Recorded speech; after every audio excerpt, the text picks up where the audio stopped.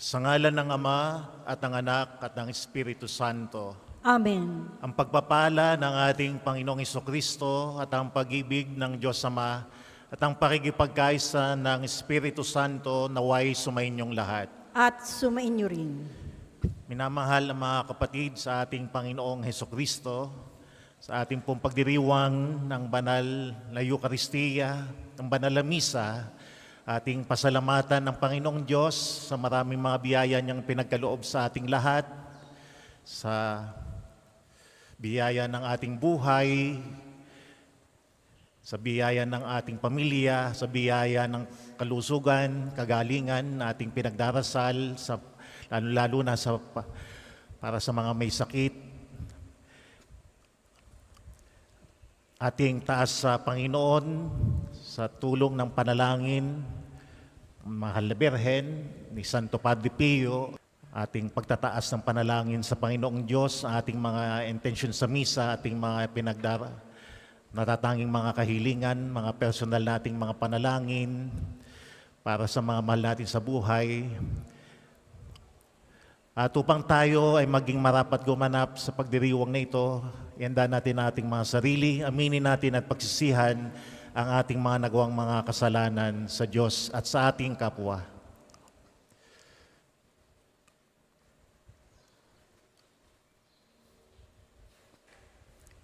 Naamin ko sa makapangyarihang Diyos at sa inyo mga kapatid, na lubha akong nagkasala sa isip, sa salita at sa gawa at sa aking pagkukulang.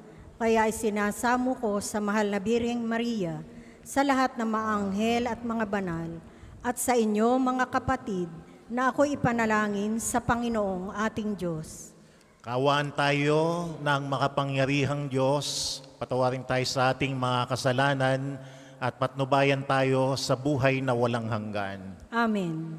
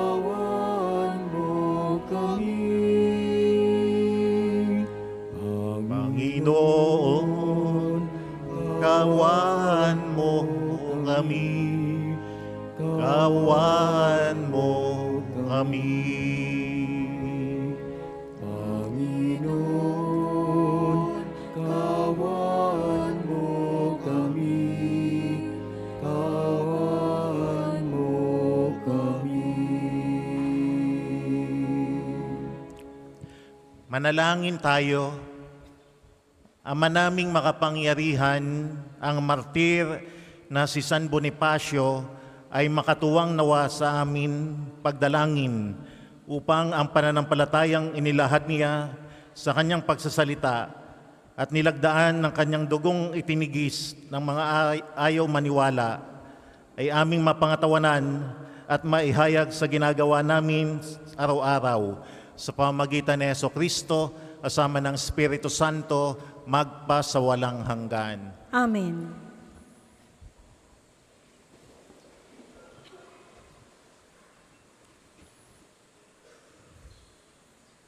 Ang simula ng ikalawang sulat ni Apostol San Pablo kay Timoteo. Mula kay Pablo, na niloob ng Diyos na maging apostol ni Kristo Jesus, upang mangaral tungkol sa buhay na ipinangakong kakamtan natin kay Kristo Jesus. Kay Timoteo na minamahal kong anak. Sumaiyo nawa ang pagpapala, ang habag at ang kapayapaan mula sa Diyos Ama at kay Kristo Jesus na ating Panginoon. Nagpapasalamat ako sa Diyos na pinaglilingkuran ko ng tapat, tulad ng ginawa ng aking mga ninuno, tuwing aalalahanin kita sa aking mga panalangin araw-gabi. Dahil dito, ipinaaalaala ko sa iyo na maging masigasig ka sa pagtupad sa tungkuling tinanggap mo sa Diyos nang ipatong ko ang aking mga kamay sa iyo, sa ulo mo, sapagkat hindi espiritu ng kaduwagan ang binigay sa atin ng Diyos, kundi espiritu ng kapangyarihang pag-ibig at pagpigil sa sarili. Kaya huwag mong ikahihiya ang pagpapatotoo tungkol sa Panginoon o ang aking pagkabilanggo dahil sa Kanya. Sa halip, makihati ka sa kahirapan dahil sa mabuting balita, sa tulong ng Diyos na nagligtas at tumawag sa atin upang maging Kanyang bayan. Ito'y ginawa niya sa pamamagitan ni Kristo Jesus, hindi dahil sa ating mga gawa, kundi ayon sa Kanyang layunin at kagandahang loob na inilaan sa atin bago pa magsimula ang panahon. Ngunit nahayag lamang ito nang dumating si Kristo Jesus na ating tagapagligtas. Nilupig niya ang kamatayan at inihayag ang buhay na walang hanggan sa pamamagitan ng mabuting balita. Ako'y ginawang apostol at guro upang ipahayag ang mabuting balitang ito, at iyan ang dahilan kaya ako nagdurusa ng ganito. Gayon may hindi ko ikinahihiya ang nangyaring ito sa akin, sapagkat lubos kong nakikilala ang aking pinananaligan at natitiyak kong maiingatan nawa niya hanggang sa huling araw ang ipinagkatiwala ko sa Kanya. Ang salita ng Diyos. Salamat sa Diyos. Salmong tugunan. Ang mata ko'y nakatuon sa iyo lamang, Panginoon. Ang mata ko'y nakatuon sa iyo lamang, Panginoon. Ang aking pagmasid doon nakapukol sa luklukan trono mo, O Panginoon. Tulad ko'y aliping ang inaasahan ay ang amo niya para matulungan. Ang mata ko'y nakatuon sa iyo lamang, Panginoon. Kaya walang humpay ang aking tiwala hanggang ikaw poon sa aming maawa. Ang mata ko'y nakatuon sa iyo lamang, Panginoon. Ang lahat po ay magsitayo.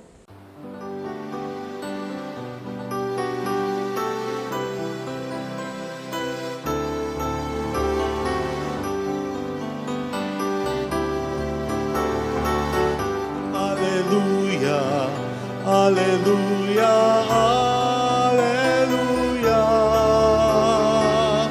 alleluia, alleluia, alleluia,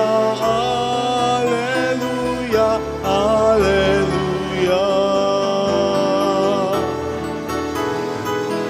Alleluia, alleluia, alleluia,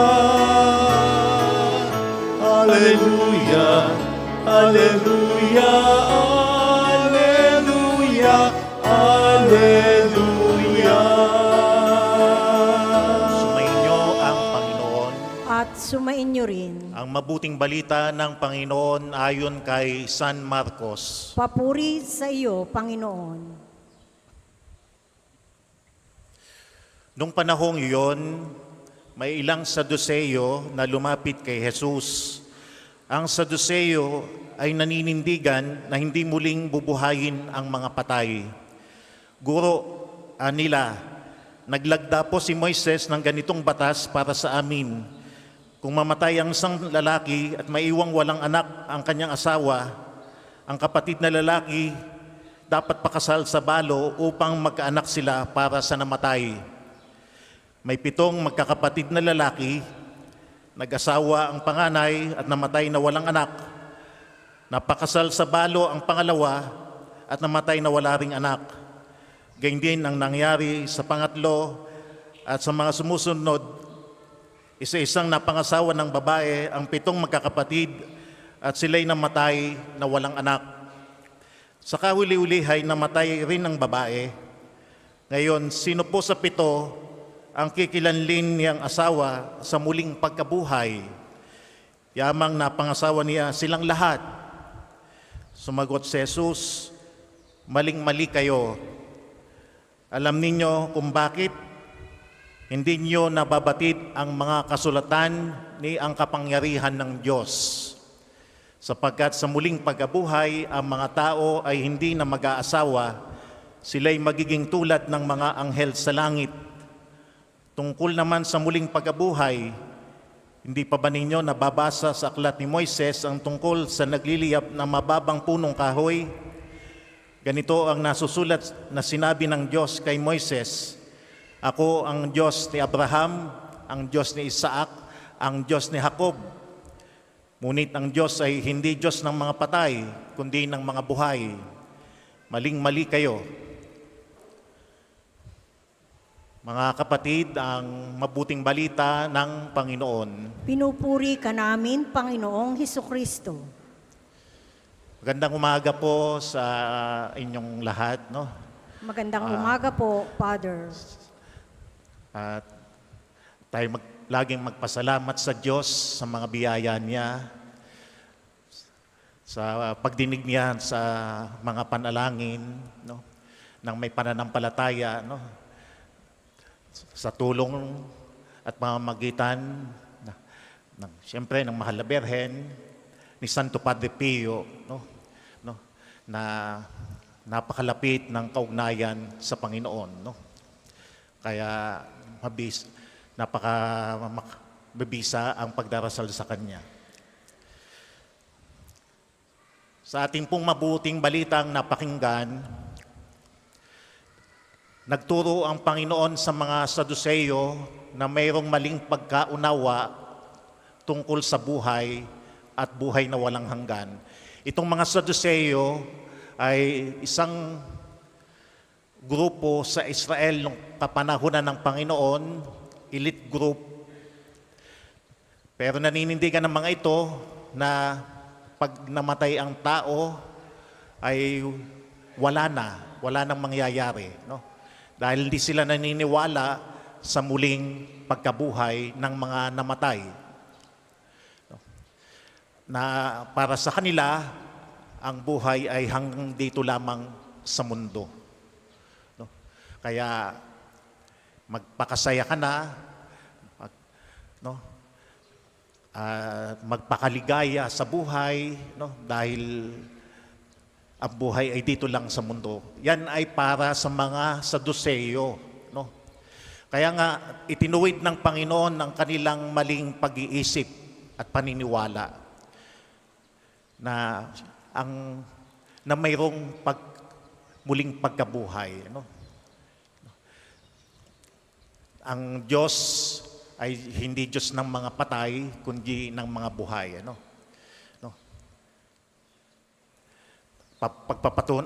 Patunayan na ito ng maraming mga banal sa langit, no?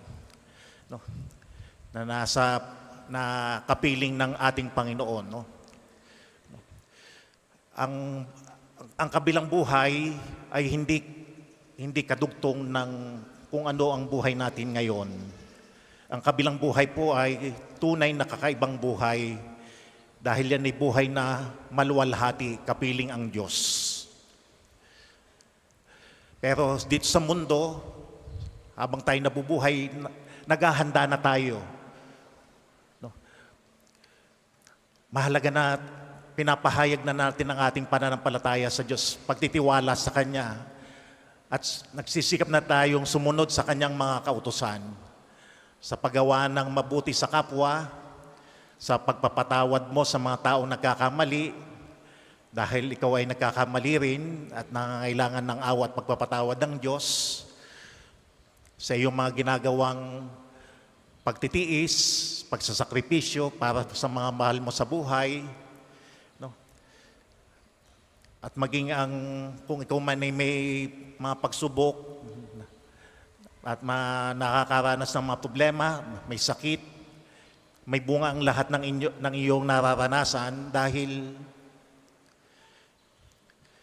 may buhay na walang hanggan. No? No? May bunga ang lahat ng ating mga ginagawa. No? Ang ating pagdarasal kay Santo Padre Pio, no? May bunga ito upang makamit natin ang buhay na walang hanggan. No? No? At ang napakahalaga naman talaga ang Diyos ay ating isipin at pahalagahan sa ating buhay. No? Dahil sa kabilang buhay talaga yun lang naman ang mahalaga. Wala nang magiging ibang mga concern pa. Dahil sa kabilang buhay ay wala ka nang aalalahanin pa. Wala ka nang hahanapin pa dahil ang lahat ay naririyan na. Dahil ang Diyos ay nariyan. No? Sabi nga ni Santa Teresa ng Avila, solo Diyos basta.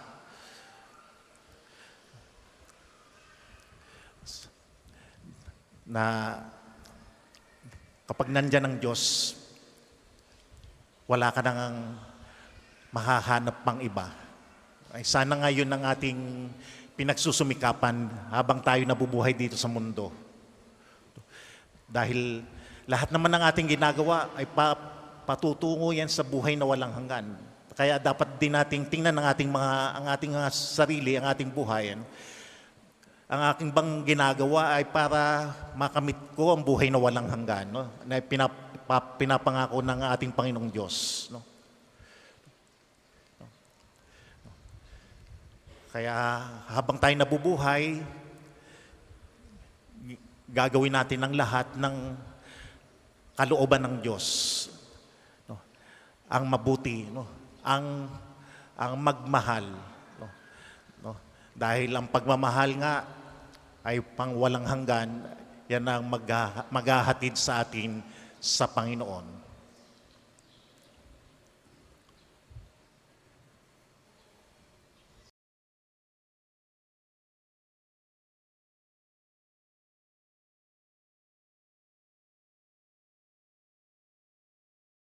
Kunin at tanggapin ang alay na ito, mga biyayang nagmula sa pagpapala mo. Tanda ng bawat puso, pagkat inibig mo, ngayoy nananalig, nagmamahal sa'yo.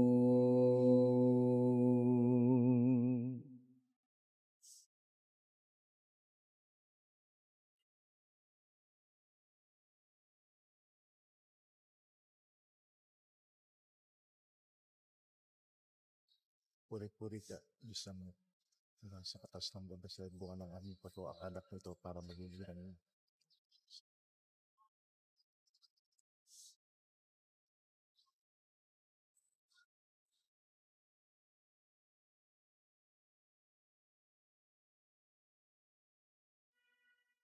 Lahat po ay magsitayo.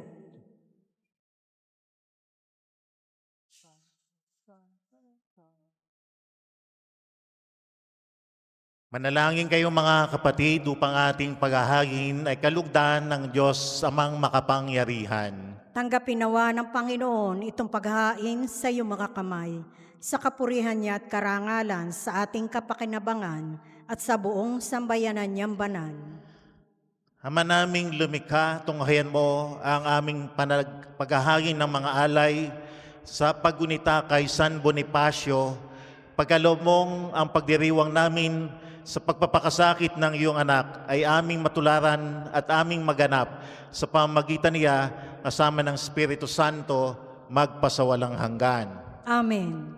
Sumainyo ang Panginoon. At sumainyo rin. Itaas sa Diyos ang inyong puso at diwa. tinaas na namin sa Panginoon. Pasalamatan natin ang Panginoong ating Diyos. Marapat na siya ay pasalamatan.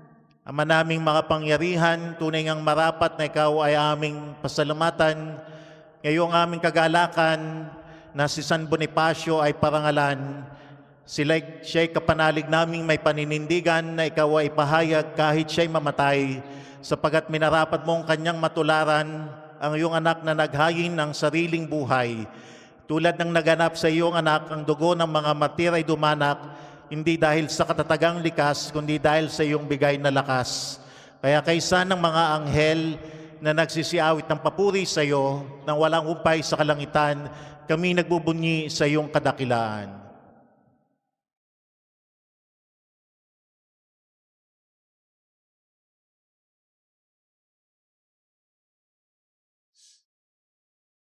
Santo, Santo, Santo, Panginoong Diyos ng Ng mga hukbo, napupuno ang langit at lupa ng kadakilaan mo. O sana sa kaitaasan, pinagpalang na paririto sa ngalan ng Panginoon. O sana sa kaitaasan.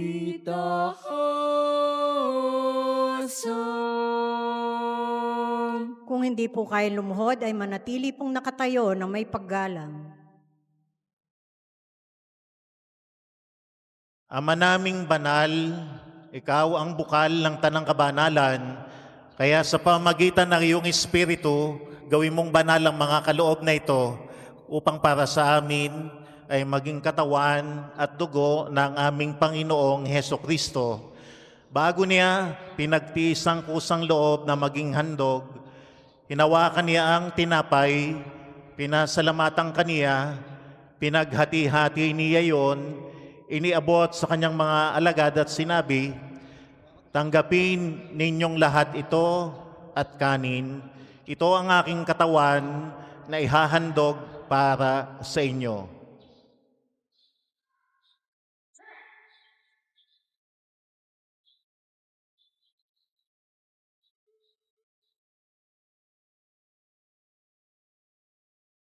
Gayun din naman, nung matapos ang hapunan, nawakan niya ang kalis, muli kaniya ang pinasalamatan, inabot niya ang kalis sa kanyang mga alagad at sinabi, "Tanggapin ninyong lahat ito at inumin, ito ang kalis ng aking dugo, ng bago at walang hanggang tipan, ang aking dugo na ibubuhos para sa inyo at para sa lahat sa ikapagpapatawad ng mga kasalanan. Gawin ninyo ito sa pag-alaala sa akin."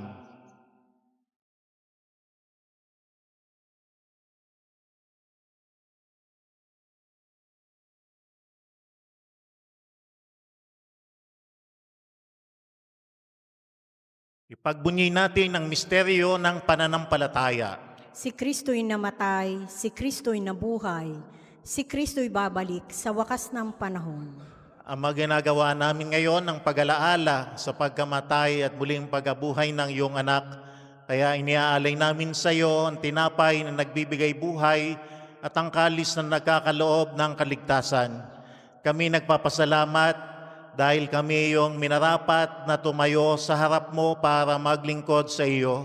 Sinasamo namin kaming magsasalo-salo sa katawan at dugo ni Kristo ay mabuklod sa pagkakaisa sa pamamagitan ng Espiritu Santo. Alalahanin mo rin ang mga kapatid naming nahimlay na may pag-asang sila'y muling mabubuhay, gayon din ang lahat ng mga pumanaw. Kawa mo sila at patuloyin sa iyong kaliwanagan. Kawaan mo at pagindapating kaming lahat na makasalo sa iyong buhay na walang wakas. Kaysa ng mahal na Berheng Maria, Ina ng Diyos, ang kanyang kabiyak na puso si San Jose, ang mga apostol, mga banal, si Santo Padre Pio, si San Bonifacio, na ating ginugunita ngayon, sila na nabuhay dito sa daigdig ng kalugod-lugod sa iyo, may pagdiwang nawa namin ng pagpupuri sa ikararangal mo sa pamamagitan ng iyong anak na aming Panginoong Heso Kristo. Sa pamamagitan ni Kristo, kasama niya at sa Kanya, ang lahat ng parangal at papuri ay sa iyo, Diyos Amang makapangyarihan, kasama ng Espiritu Santo, magpasawalang hanggan. Amen, amen, amen. Amen. Amen, amen, amen. Amen. Ang lahat po ay magsitayo. Sa tagubiling na nakagagaling na utos at turo ng Panginoon natin at Diyos, ipahayag po natin ang lakas loob.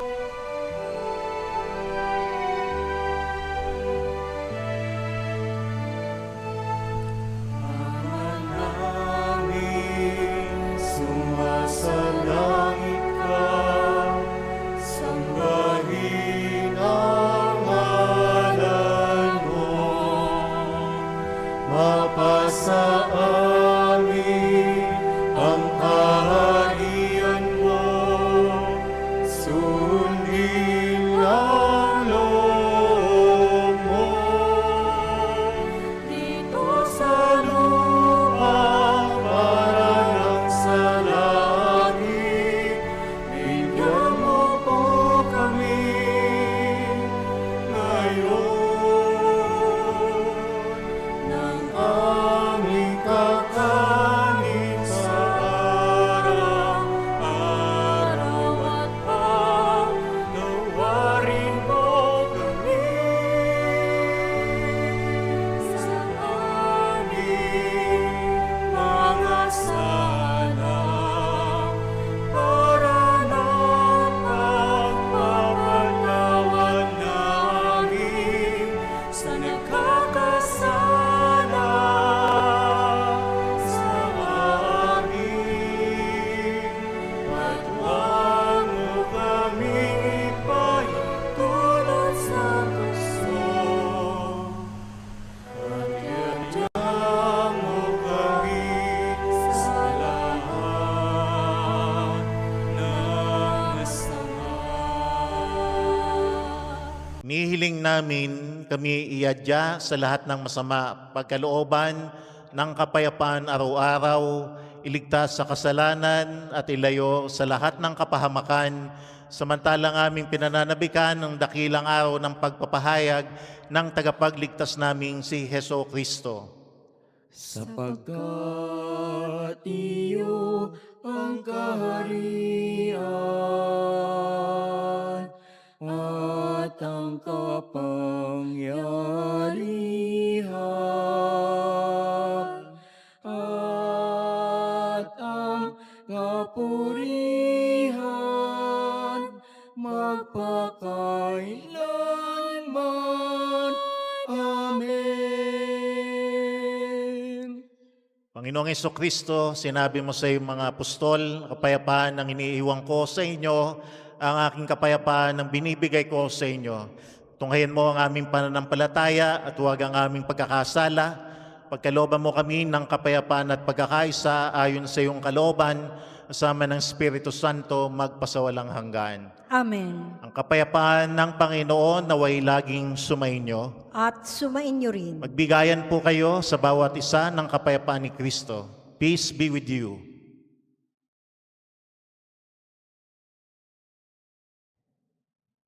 Kordero ng Diyos na nag-aalis ng mga kasalanan ng sanlibutan, maawa ka sa amin. Kordero ng Diyos na nag-aalis ng mga kasalanan ng sanlibutan, maawa ka sa amin.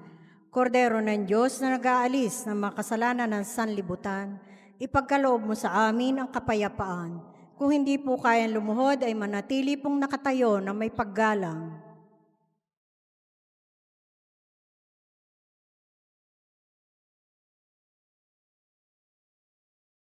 Narito ang ating Panginoong Jesucristo, ang kordero ng Diyos na nag-aalis ng mga kasalanan ng sanlibutan, mapapalad ngayon ng lahat na inanyayahan sa kanyang piging. Panginoon, hindi ako karapat-dapat na magpatuloy sa iyo, ngunit sa isang salita mo lamang ay gagaling na ako.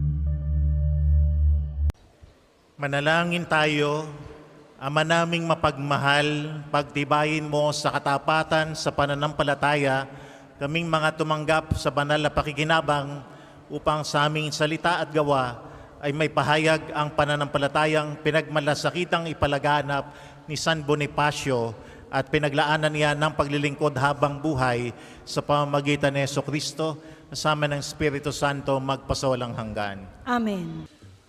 Sumainyo ang Panginoon. At sumainyo Pagpalain rin. kayong lahat ng makapangyarihang Diyos, ang Ama, Anak at Espiritu Santo. Amen. Tapos na po ang ating pagdiriwang, umayo kayo upang ang Diyos ay mahalin at paglingkuran sa bawat isa. Salamat sa Diyos.